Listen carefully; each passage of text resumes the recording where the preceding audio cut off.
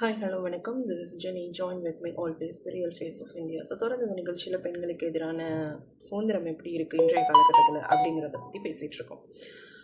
பெண்கள் பொது இடங்களில் பொது வன்முறைகளை பற்றி பேசிகிட்டு இருக்கோம். இன்றைய காலகட்டத்தில் நிறையவே நடந்துகிட்ருக்கு. ஈவன் நம்ம சிட்டிஸில் போனால் கொஞ்சம் கம்மியாக இருக்கும் இந்த கிண்டல் கேலிகள் அண்ட் அடுத்தவங்க அது நம்ம பின்னாடியே ஏதாவது ஃபாலோ பண்ணுறது, இல்லை சோஷியல் மீடியாவுக்குள்ள கிசு கிசு கோசிப்ஸ் அப்படிங்கிறது செலிப்ரிட்டிஸ்க்கு நடக்கும். ஸோ செலிப்ரிட்டிஸ் பொலிட்டிக்ஸ் பர்சன்ஸ்க்கு இருக்கிற மாதிரியே இப்போ என்ன ஆகுது அப்படின்னா normal people and ordinary people simple life வாழ்கிறவங்களுக்குமே இது ஃபேஸ் ஆகுது. ஸ்பெஷலாக பார்த்தோம் அப்படின்னா லேடிஸ்க்கு நிறையவே இருக்கும்.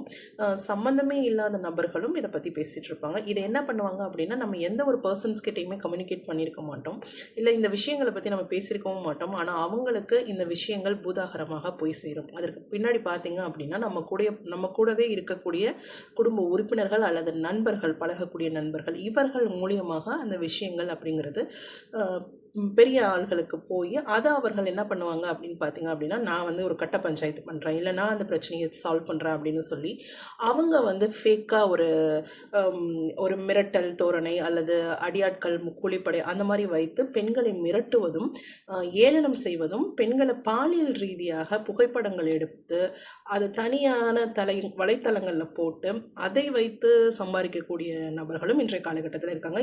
இந்த கதைகள், இந்த இன்சிடென்ட்ஸ் எல்லாமே நம்ம திரைப்படங்களில் பார்த்துருக்கலாம். மகாநதி அப்படிங்கிற படத்துலேயே ரொம்ப தெளிவாக காமிச்சிருப்பாங்க.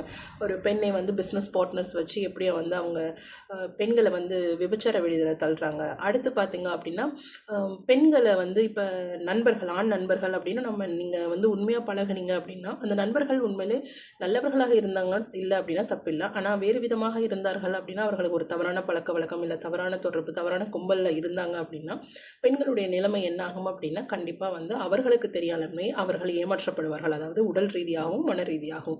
அதற்கு அவங்க கையாளக்கூடிய டெக்னிக் என்ன பார்த்தீங்க அப்படின்னா, படங்களில் காமிக்க மாதிரியே என்ன பண்ணுவாங்க அப்படின்னா, போதை வஸ்துக்களை நம்ம சாப்பிடக்கூடிய கூல்ட்ரிங்க்ஸ் அல்லது உணவுகளில் கலந்து பெண்களுக்கு நமக்கு தெரியாமலேயே நம்மளை ஏமாற்றக்கூடிய நபர்கள் இருப்பாங்க. அதை புகைப்படம் வைத்து என்ன பண்ணுவாங்க அப்படின்னா, நம்ம மீது கம்ப்ளைண்ட் கொடுத்து பெண் தான் என்கிட்ட தவறாக நடந்துக்கிட்டா, நான் தவறு இல்லை, நான் ரொம்ப நல்லவன் அப்படிங்கிற மாதிரியெல்லாம் ப்ரூஃப் பண்ணுவாங்க. ஸோ இதுவும் பெண்ணுக்கு எதிரான வன்முறை. இதுக்கு பெண்களும் அதிக அளவு உடந்தையாக இருக்கிறாங்க அப்படிங்கிறது தான் உண்மை. இதுவும் இந்த கதைகளும் மனதை திருடிவிட்ட அப்படிங்கிற திரைப்படங்கள், தமிழ் படங்களில் ஏராளமாக இருக்கும். இது எல்லா லாங்குவேஜஸ்லையுமே அந்தந்த மொழி படங்களில் அந்தந்த டைட்டிலில் பெண்களுக்கு எதிராக நிறைய சம்பவங்கள் காமிச்சிட்டே இருப்பாங்க.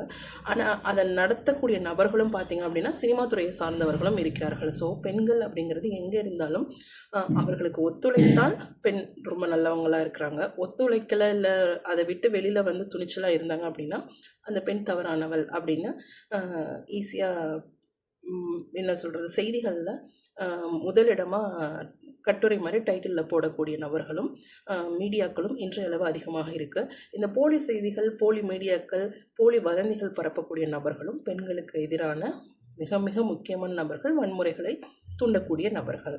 ஸோ இவங்களுக்கு எதிரான சட்டங்கள் அல்லது தண்டனைகள் அப்படிங்கிறது நம்ம நாட்டில் ரொம்ப அதிகமாக இல்லை. அதனால தான் இன்றைய காலகட்டம் தொடர்ந்து வந்துக்கிட்டே இருக்குது அப்படிங்கிறது தான் ரொம்ப சுவாரஸ்யமான விஷயம். தொடர்ந்து பேசுவோம். நன்றி.